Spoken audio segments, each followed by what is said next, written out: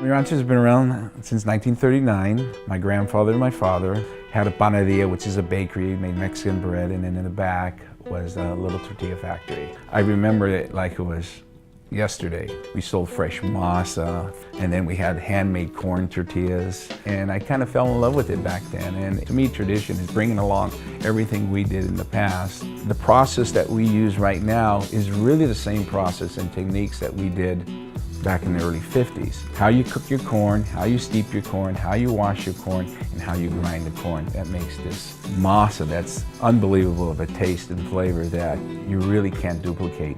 Tradition to us is continuing the work that my grandfather and my dad put together in the business, taking it from a grocery store to where we're at today. The most important part is continuing in the family and to have our sons continue what my grandfather and my father did.